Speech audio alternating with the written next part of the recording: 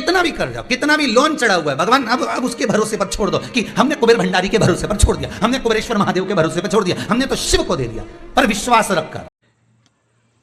हर हर महादेव, श्री शिवाय नमस्तुभ्यम।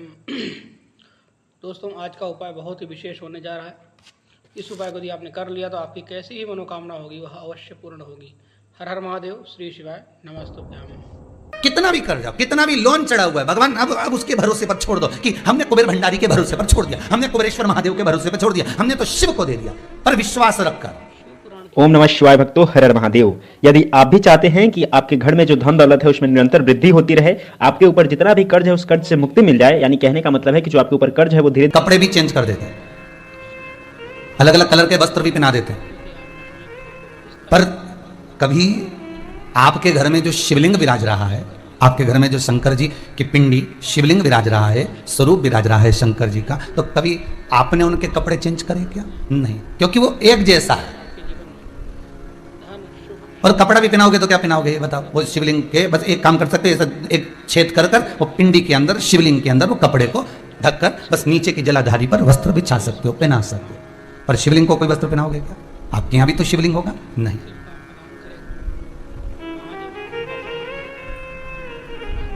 ना वो वस्त्र बदल रहा है, ना वो रंग बदल रहा है, वो तो केवल एक काम करता है कि उसकी शरणागति में जो आ गया और उसका कर्म का भोग वो देख लेता है कि कितना भोग रहा है, उस कर्म से उसको छुड़ाने का प्रयास कर देता है।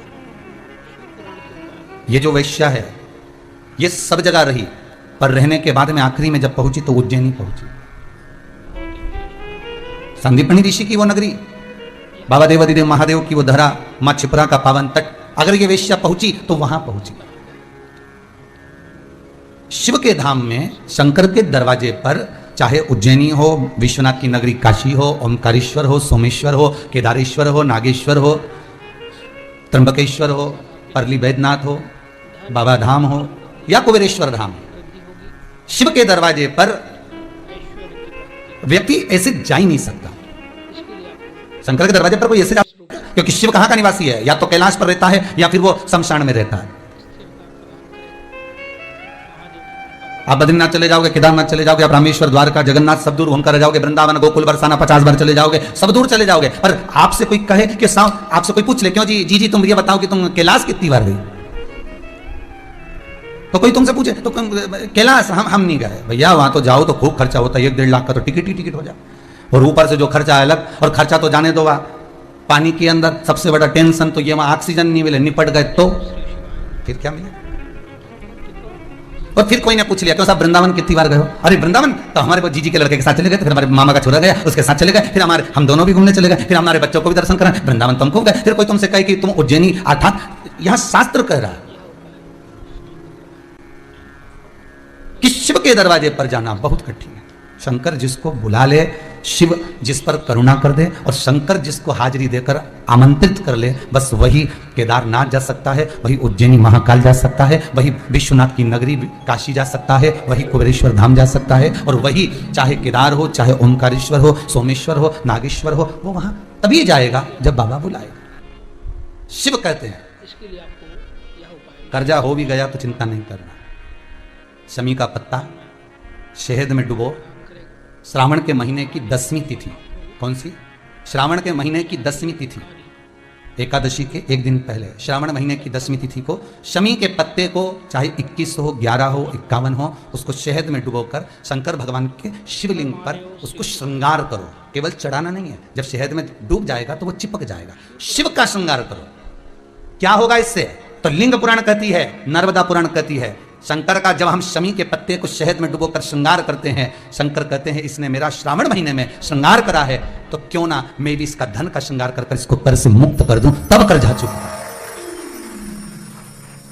तब कर्जे से मुक्ति होती है। ये केवल श्रावण के महीने में किया जाता है, इसके सिवा कहीं कोई महीने में नहीं कर सकते आप। और नहीं तो बाद में कहोगे कि हमको हर महीने, तो उस महीने में कर, केवल श्रावण की 10वीं, चाहे उजाले की कर लो चाहे अंधेरी की कर लो, एक ही बार करना है। 2 10वीं पे भी नहीं करना, श्रावण महीने की 1 10वीं पर अगर आपने इस 10वीं पे कर लिया तो अगली पे मत करना, अगली पे करा तो इसमें नहीं करा तो कोई बात नहीं, एक पर करना है, 1 10वीं। कितना भी कर जाओ, कितना भी लोन चढ़ा हुआ है, भगवान अब उसके भरोसे पर छोड़ दो कि हमने कुबेर भंडारी के भरोसे पर छोड़ दिया, हमने कुबेरेश्वर महादेव के भरोसे पर छोड़ दिया, हमने तो शिव को दे दिया, पर विश्वास रखकर, भरोसा रखकर, यहाँ ये पूरे आप कुबेरेश्वर धाम में कभी भी आओगे ना तो यहाँ कोई बाबा जोगी घूमता नहीं मिलेगा। यहाँ तो हम भी नहीं मिले तुमसे, टाइम ही नहीं इतना कि तुमसे मिले। राम नाम जपें कि तुमसे मिले, भगवान का भजन करें कि तुमसे मिलते फिरे। और कई लोग तो अंदर पत्र भी भेजते हैं, श्रीमान जी आए हैं जरा 5 मिनट मिल लो। हमने कहा कुबेरेश्वर जी से मिला दो। हमारे पास आए क्या मिलने? तो कुबेर भंडारी से आए। हमसे मिलने आओ तो बात दूसरी, कुबेरेश्वर महादेव से मिलने आयो। अपना दुख, अपनी तकलीफ, अपना कष्ट, अपना रोग, अपनी बीमारी, अपनी बात हमसे मत कहो। इस भूमि पर खड़े होकर जो बोलोगे वो उससे कहो। हमारे दुख तो वो काटता है, तो हम किसी के दुख काट सकते हैं क्या? नहीं, दुख वो काटेगा, तकलीफ वो मिटाएगा, कष्ट वो काटेगा, उससे कहो। विशेष रूप से करना तो आपके कैसे भी कार्य के हुए पूर्ण हो पाए, वो कार्य पूर्ण हो गया। शायद साथ आपके जीवन में धन सुख उसके भीतर बात की वृद्धि होगी और जीवन में ऐश्वर्य की प्राप्ति होगी। इसके लिए आपको यह उपाय विशेष। हर हर महादेव, श्री शिव। बस वेश्या की चित्तवृत्ति में उतर गया वो ऋषि का स्वरूप। उसने कहा ये पुरुष बड़ा सुंदर, उसको ऋषि नहीं दिख रहा। भगवान का प्रसाद, प्रसाद उसी को दिखता है जिसके भीतर प्रभु विराजमान होता है, तो उसको प्रसाद दिखेगा। यह उपाय जिसके भीतर प्रभु नहीं उसको प्रसाद कहाँ दिखेगा? एक कितना सुंदर बात कही। एक पति पत्नी का जोड़ा गुरुजी के यहाँ कथा सुनने जाता था। खूब कथा में गया, खूब कथा में। गंगा जी के घाट पर गुरुजी रहते थे और गंगा जी के घाट पर वो कथा सुनने के लिए जाता। खूब कथा सुनते। उनका एक पुत्र था, एक बेटा। 4 बेटे में से एक बेटा ऐसा था जिस बेटे के पांव विकलांग थे, बस घुटने के बल रगड़ कर चलता था। होते हैं कई लोग, आपने भी देखा होगा, उसके पांव खराब थे दोनों। गुरु पूर्णिमा का दिन यह उपाय विशेष रूप से करना है। जब निकलते निकलते उन्होंने कहा हम तो गुरु जी के आश्रम से जाएंगे ही नहीं, यहीं सेवा करेंगे, यहीं पर विराजमान होंगे। समय निकलता गया। गंगा जी के घाट पर गंगा दशहरे का उत्सव आ गया। गंगा दशहरे का जब उत्सव आया, खूब भीड़ पड़ी अपार। गुरु जी के आश्रम में ढेर भीड़ पड़ी और उसी में जो व्यक्ति इतने महीने से रह रहा था, उसी व्यक्ति ने आज गंगा दशहरे के दिन गुरु जी से प्रश्न किया, गुरुदेव हमें सेवा करते हुए आज कम से कम 20 साल हो गए, आपके यहाँ आते हैं, सेवा करते हैं गुरुदेव। बहुत ही विशेष उपाय। गुरु जी बोले हाँ, मेरा बेटा जिसके पांव खराब है वो भी सेवा करता है, रगड़ रगड़ कर झाड़ू लगाता है, बुआरी लगाता है, कभी कभी फूलों की माला बना देता है, उसके पांव खराब है गुरुदेव।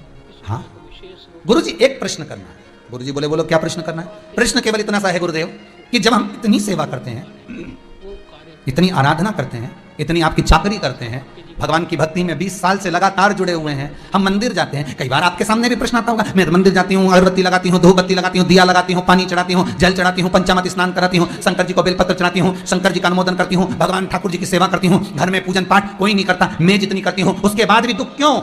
उस व्यक्ति ने भी यही कहा कि मैं इतना करता हूं, मेरी पत्नी इतना करती है, मेरा परिवार इतना करता है, खूब गंगा में डुबकी लगाए, खूब स्नान, खूब पूजन करे, इसके बाद आखिर क्या कारण है कि मेरे बेटे को रगड़ कर चलना पड़ता है, उसका पांव बेकार हो गया, मैंने कौन सा पाप करा था? बहुत ही विशेष उपाय। मैंने पाप कौन सा करा गुरुदेव? गंगा के घाट पर आज गंगा दशहरे का दिन है गुरुजी, सत्य बताना कि मैंने कौन सा पाप करा कि मेरे बच्चे को रगड़ रगड़ कर चलना पड़ रहा है, उसका कारण क्या है?